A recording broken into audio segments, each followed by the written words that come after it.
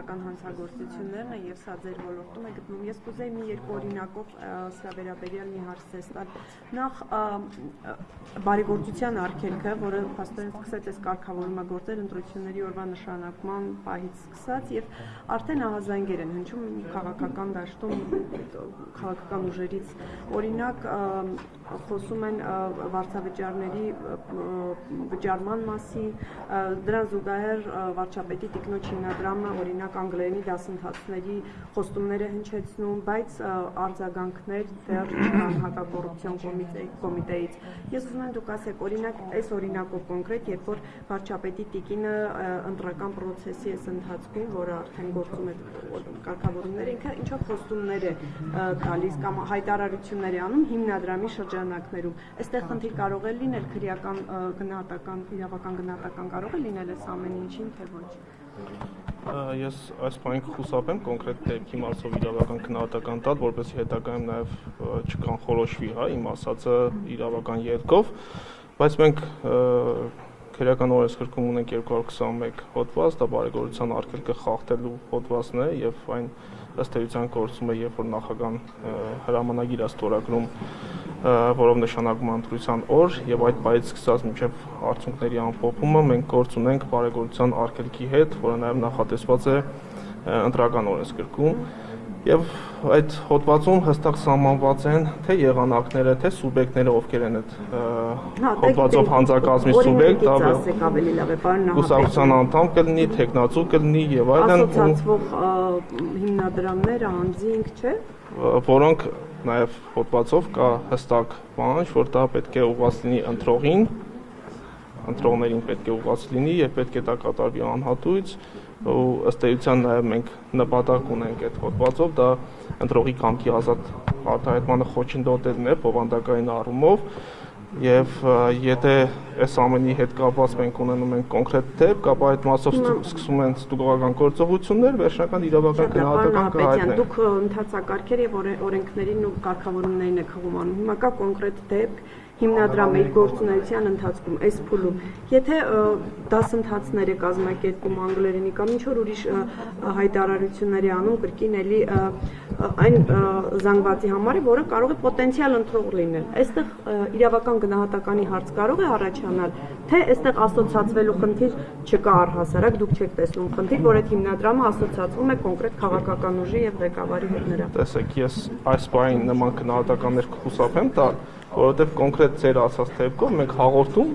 հակակոռուպցիոն կոմիտեում չունենք այս բանին, բայց վաղը մյուս օր եթե ունենանք հաղորդում եւ եթե հիմա ես ձեր հարցին պատասխանեմ ու ասեմ իրավական առումով ստե ունենք բարեգործության արգելքը խախտելու հանցակազմ կամ չունենք, դրանով ես ինձ կանխորոշում եմ, որպեսզի հետագայում իրավական պրոցեսներում համապատասխան ճիշտ իրավական որոշում գնահատական տրվի։ Եթե մենք ունենանք ձեր ասած դեպքով հաղորդում կամ ունենանք ստուգողական գործողություններ, մենք դրանով կկայացնենք համապատասխան դատավարական որոշում եւ հանրությունը կիրազեկվի պատշաճ։ Պարոն Նահապետյան, իսկ երբ որ մարզպետը դուք դա չեք տեսնում, դրանով ինչու չեք զբաղվում, դա խնդիր է թե ոչ։ Խնդրում եմ թողեք վերջացնի հարցերը, հետագայում ձեր հարցերը կտակ։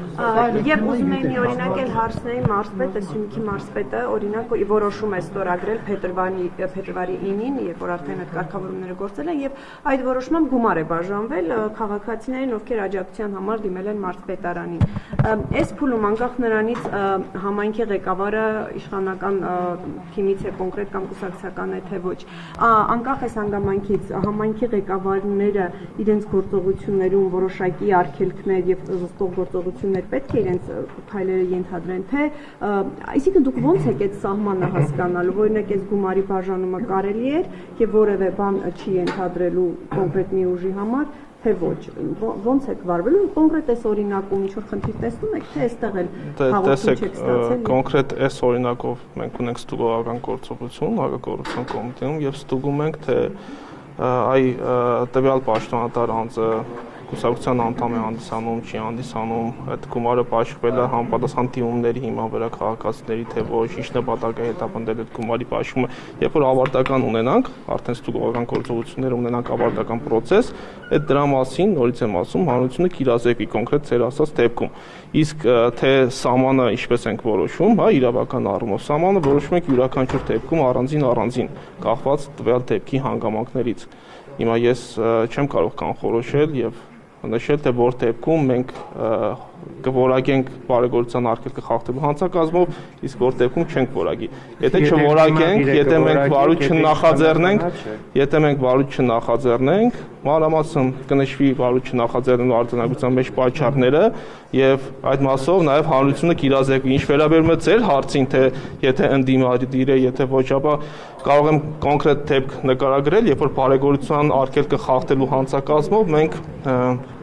նախորդ Էջմիածնի ընտրություններում, այո, հիշում ենք մեր գործընկերներից Լիան Սարգսյան, տեսանյութ վերջացնեմ, հա։ Չէ, դեպքն եմ ուզում ձեզ հիշեցնել։ Թողեք վերջացնեմ, ես դեպքը հիշացնեմ, դուք մնացածը, հա։ Երբ կվերջացնեք։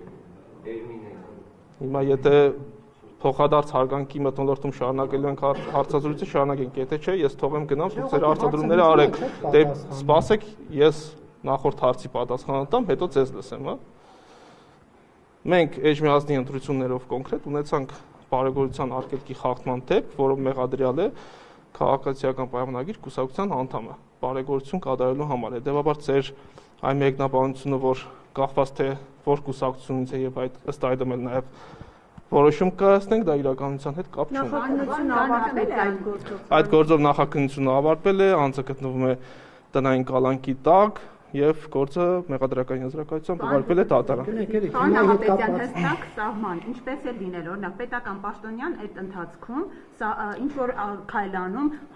համայնքին օգնում է ինչ որ ձևով։ Դա ներկայացնում է որպես իր պարտականություններ, որտեղ պաշտոնյա է։ Հիմա այդ սահմանը ընտրությունների ժամանակ ո՞նց է որոշվելու, որ դա բարեգործություն չի, այլ այդ պաշտոնյայի լիազորություններ թելադրված քայլ։ Այդ սահմանը կա թե չէ։ Ես նորից եմ ասում, յուրաքանչյուր դեպքում գնահատում ենք գործի դեպքի հանգամանքները, թե սահմանը որտեղ է, որ պաշտոնյան իր գործառույթների մեջ մտնող որևէ գործողություն է կատարել, այդ գնահատում ենք, թե կոնկրետ ինչ գործողություն է կատարել։ Եթե իր կատարած գործողությունը մտնում է իր պաշտոնական պարտականությունների մեջ, այստեղ որևէ հանցակազմի առումով որևէ խնդիր չունենք։ Նախընտրական, ինչպես է դուք տարբերելու։ Արդյոք դա սուբյեկտիվ չի լինելու։ Եթե գումար է բաժանում օրինակը կոնկրետ, դա բարեգործություն է թե պարտականություն, այդ ոնց է էլի։ Հիմա տեսեք, մենք ունենք մարզպետարաններում օրինակ հանձնաժողովներ, որոնք քաղաքացիների դիմումները ստանալով, հա, հանձնաժողովի կազմով ընդհանուր որոշում են կայացնում, թե դրամական օգնություն տվյալ դիմումը ներկայացած քաղաքացուն ցուցաբերեն, թե չէ։ Օրինակի համար քաղաքացին ասում է իմ տանիքը կաթում է, օրինակ ինձ դրամական որոշակի օգնություն է պետք, գրավոր դիմում է ներկայացնում մարզպետարանին։ Ստե ոչ թե մարզպետն է այդ որոշումը կայացնում, այլ շատ դեպքեր ունենք հանձնաժողովներ, այդ հանձնաժողովի անդամները, որոնք կուսակցականներ չեն, օրինակ եմ ասում, ես հիպոթետիկ դեպքի մասին եմ խոսում։ Եւ այստեղ առավել եւս դառնում է խնդրահարույց։ Ես հիպոթետիկ դեպքի մասին եմ խոսում, ես կոնկրետ դեպքի մասին չեմ խոսում։ Եթե ունենանք կուսակցության անդամ, այլ իրավական քննադատական կլինի։ Եթե ունենանք կուսակցության ոչ անդամ, հա, կունենանք այլ իրավական քննադատական։ Իմ ասածն է, որ ցանկացած դեպքում, երբ որ ստանում ենք հաղորդում, այդ հաղորդման կապակցությամբ ստուգում ենք, գործողություններ ենք անում, իրավական առումով դեպքի հանգամանքները համադրում ենք Քերական օրենսգրքի 221 հոդվածի հետ, եւ եթե ունենք նույնացում, այդ դեպքով քերական բարույթ կնախաձեռնենք։ Այ օրինակի համար Էջմիածնի դեպքի հետ կապված մենք տեսանք, որ բարեգործություններ կատարվել եւ ունեցանք նախաձեռնված քերական բարույթ, ունեցանք դատի տրված անձ։ Պարոն Հապետյան, արդյոք պետական մակարդակով կոռուպցիայի մասին չխոսեմ այն հանգամանքը, որ պարգևավճարներ են սահմանվում արդեն պետական օրինական ճանապարհով, այս մասին օրինակ օրերս փորձագիտական շրջանակները հայտարարեցին, որ կա կոռուպցիա, այն ավելին բարձրագույն կոռուպցիա բարձրաստիճան պաշտոնյաների շրջանակում, նկատի ունենալով բաժանված շատ բարձր պարգևավճարներ։ Դուք այստեղ կոռուպցիոն ռիսկ է տեսնում եք, թե սա Եվ դուք ստացել եք այդ պարգևավճարները։ Եվ ինչքան եք ստացել, եթե ստացել եք։ Ես հարցին պատասխանելով ասեմ, որ պարգևավճարների հետ կապված բազմաթիվ անգամներ բարձրաբանումներ տրվել են։ Թվում նաև վարչապետ, խնդրում եմ մի ընդհատեք։ Ես խոսքը իմ տրված բարձրաբանման մասին չի, ես նշում եմ, որ բարձրաբանումներ տրվել են, այդ թվում նաև քաղաքական իշխանության ղեկավարության կողմից ես որպես իրավաբան ես կարող եմ ասել, որ մենք կոռուպցիա հասկացությունը գնահատում ենք Քերական օրենսգրքի համապատասխան հավելված 1-ով, որտեղ նշված են կոռուպցիոն հանցագործությունների դեպքերը, հոդվածները։ Եվ ձեր նկարագրած իրավիճակում, երբ որ աշխատողին կառույցը պարգևավճար է տալիս, որևէ հոդվածի մեկնաբանման տիրույթում չի կարող դիտարկվել որպես կոռուպցիա քերական օրենսգրքի։ Բայց խնդրահարույց է նման բարձր պարգևավճար բյուջեից դուրս գրել պաշտոնյաներին, այն դեպքում նաև խնդրահարույց է, որ միայն բարձրաստիճան պաշտոնյաներին է շատ բարձր լինում։ Օրինակ բաժինների, ավագ մասնագետների բավականին ցածր պարգևավճար։ Այստեղ կոռուպցիա չկա, այսինքն ինչպես է բաժանվում այդ պարգևավճարները։ Ես բաժանման հետ կապված կարող եմ ասել, որ կա համապատասխան կարգ, կառավարության որոշմամբ սահմանված, ըստ կարգի, ըստ կատորողականի պարգևավճարները բաժանվել են։ Հետևաբար այդ ամենը կարգավորված, իրավական ակտով կարգավորված process է եղել, որտեղ որևէ կոռուպցիոն հոդվածի հատկանիշներ ես որպես իրավաբան չեմ տեսնում։ Անապետյան ներողություն էլի։ Ինչքան է գնահատվել եւ դուք Մենք այդ որոշմամբ սահմանված ցանկում ընդգրկված չենք, որպես առանձին մարմին եւ այս մասով որևէ բան չեմ կարող ասել։ Պարոն Աբելյան, ձեր ելույթին հետևելով ես հասկացա, որ ժողովուրդ հերթով իմ հարցին կպատասխանեք, դուք անձամբ ստացել եք պարգևավճար։ Հակակոռուպցիոն կոմիտեում պարգևավճարներ եղել են ու առաջիկայում, երբ որ մենք ներկայացնենք նաև հայտարարագիր, այդ հայտարարագրում մանրամասն նշված կլինի այն գումարի չափը, որը հակակոռուպցիոն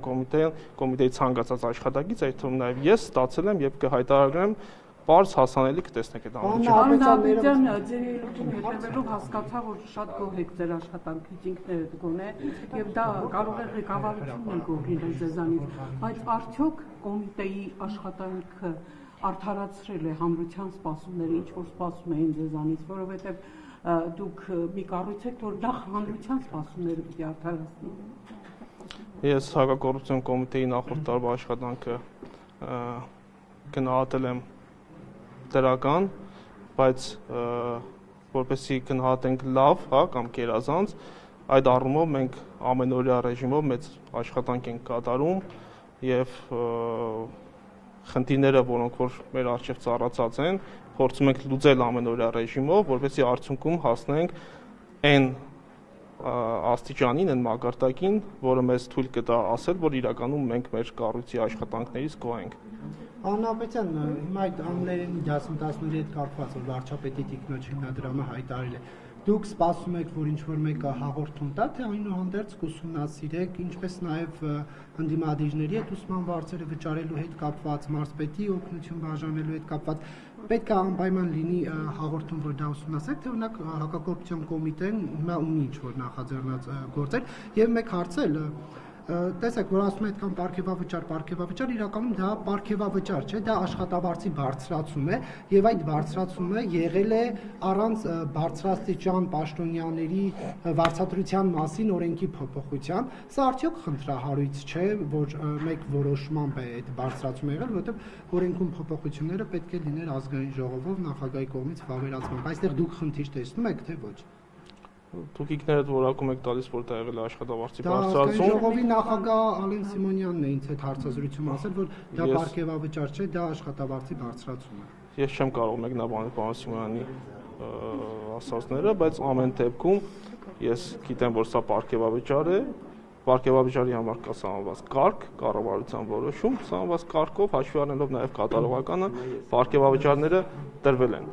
Ինչ վերաբերում է առաջին հարցին, թե արդյոք հակակոռուպցիոն կոմիտեն առանց հաղորդման կարող է process-ներ սկսել, այո, կարող է process-ներ սկսել օպերատիվ հետախուզական գործիքակազմի կիրառմամբ, ձեր նշած մի շարք դեպքերում, բայց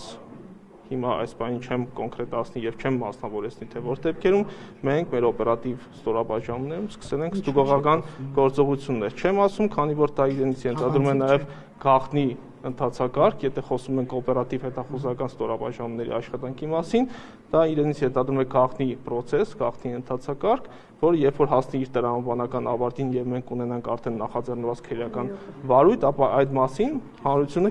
կիրազեկվի։ Սյունիքի մարզպետարանը, որ ստուգողական Ես նկատի ունեմ ոչ բոլոր դեպքերում է, որ այս բանին կոնկրետ ինֆորմացիա օպերատիվ հետախուզական աշխատանքների մասով ասել եմ, Սյունիքի մասով ասել եմ, քանի որ դրա մասով վտանգ այդ հրապարակման մասով չեմ տեսել։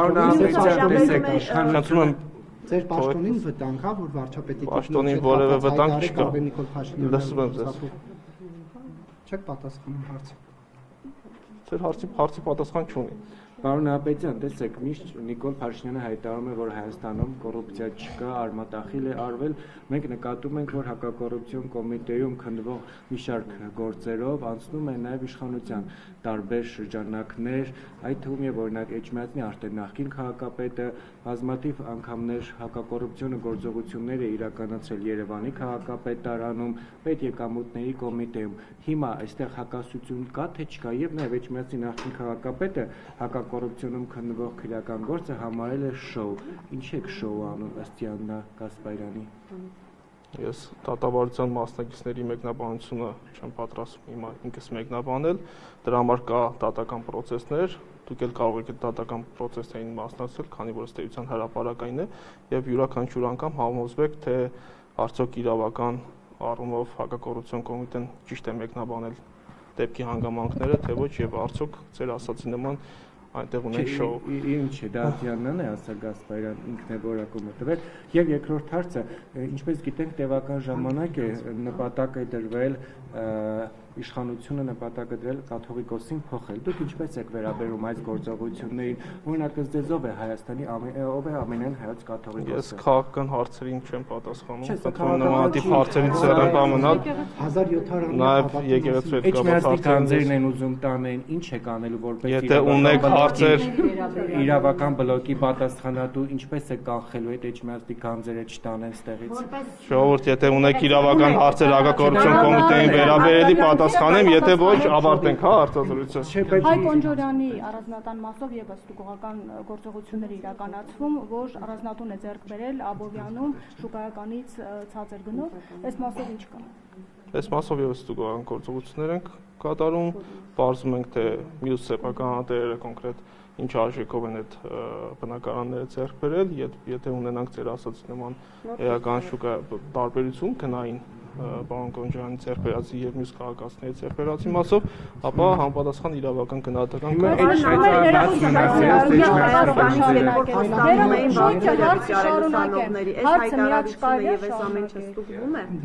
Ես չեմ լսում ձեզ։ Առանձնատունը 2024 թվականին գնվել էր 54 միլիոն դրամով, մինչդեռ նմանատիպ գույքը շուկայական արժեքը մոտ 75.6 միլիոն դրամ է կազմում։ Հիմա այս մասով Կոնջորյանը հրավիրվել է օրինակ ինչ-որ ձևով հարցակում, ինչ կարգավիճակ ունի։ Ինչ է միջև բացահայտել, որովհետև մեկ ամսից ավել է փաստորեն գործը քննություն է ընթանում եւ ասում է ստուգողական աշխատանքներ շարունակվել։ Գործի քննություն չունենք, մենք ունենք ստուգողական գործողություններ, որի ընթացքում հարցաքննություն չի կատարվում։ Իսկ ձեր նշած շուկայական արժեքը, որ ըստ էության տարբերություն եք ֆիքսել, մենք պետք է պարզենք կոնկրետ կառուցապատողի մասով, թե արդյոք այդ կառուցապատողի մոտ գնային, հա, տարբերակված մոտեցում այս դեպքում կամ մեկ այլ դեպքում ունեցել ենք թե ոչ։ Պարոն Հապետյան, բայց տեսեք, երբ որ հարցնում եք ով է ամենայն հայոց կաթողիկոսը, դրա քաղաքական հարցը ո՞ր է։ Ես նորից ասացի, որ քաղաքական բնույթի եւ հակակոռուպցիոն կոմիտեի հակակոռուպցիոն կոմիտեի գործառույթների չբխող որևէ հարցի այս բանին չեմ պատասխանում։ Ուժեղ Հայաստան կուսակցության այդ ուսման վճարների մասին մի տեսանյութ կար։ Դրա հետ կապված ինչ քայլեր է իրականացրել միջև այս պահ հակակոռուպցիոն կոմիտեն։ Այդ տեսանյութը եւս ուսումնասիրվում է։ Իսկ քրեական գործ ուսումնասիրվել է, ուժեղ Հայաստանին ասում եք ուսումնասիրվել է, իմ քայլը հիմնադրամի հետ կապված կաշկանդվածություն ինչով։ Բոլոր դեպքերում ուսումնասիրվում է։ Բավարարված է հարցի պատասխանից։ Այո, բոլոր դեպքերում ուսումնասիրվում է։ Պարոն Հապետյան, դուք ասացիք, որ նաև մամուլից հիմնադրամի տնօրենը մասին նեփեր ուսումնասիրություն դարձել։ Վերջին շրջանում շատ այսպես հիմնախնդիր է դարձել քաղաքապետարանի արած, գուցե առաջին հայացքից տպավորություն ստեղծվի, որ ձեր ոլորտին չի վերաբերվում, բայց խոսում այն մասին, որ բավականին այսպես կոռուպցիոն երևույթներ կան, անորակ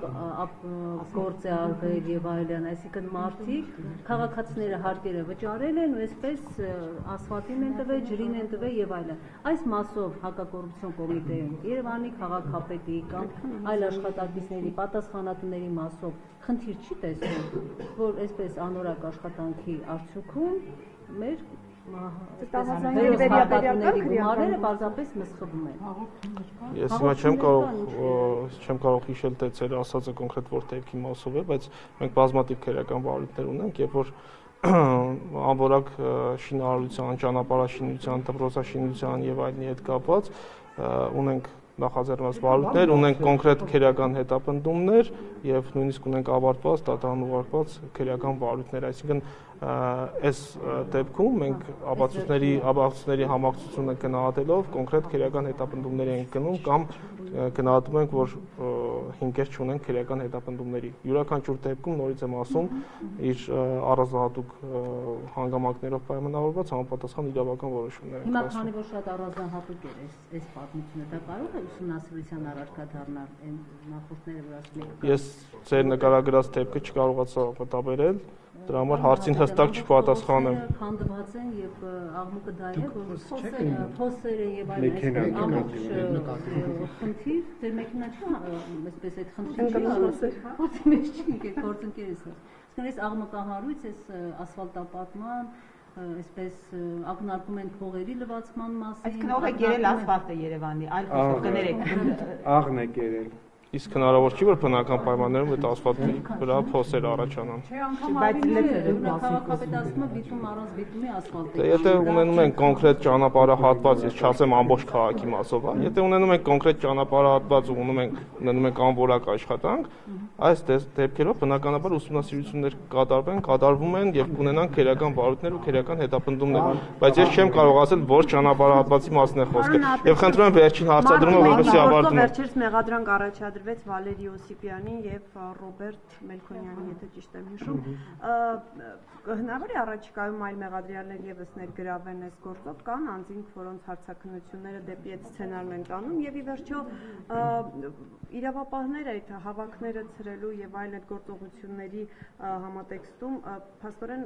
սա այստեղ տեսան հանցագործություն։ Այդ նույն տրամաբանությամբ բազմաթիվ ակցիաներ են եղել 18-ից հետո էլ։ Այնտեղ ոչ մի մեղադրանք չկա, այդ թվում նաեւ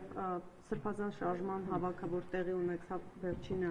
նաեւ միջադեպ գրանցվեց Բաղրամյան եւ Դեմիրճյան կոմիտեում, խաչմերուկներում, սրանք արդյոք տարբերակված մոտեցման օրինակ չի, որ մի դեպքում այսպես։ Որ դեպքում ենք ունեցել խոշտանգում եւ զոհեր ձեր նշած։ Զարյա 3 որ կիրառվեց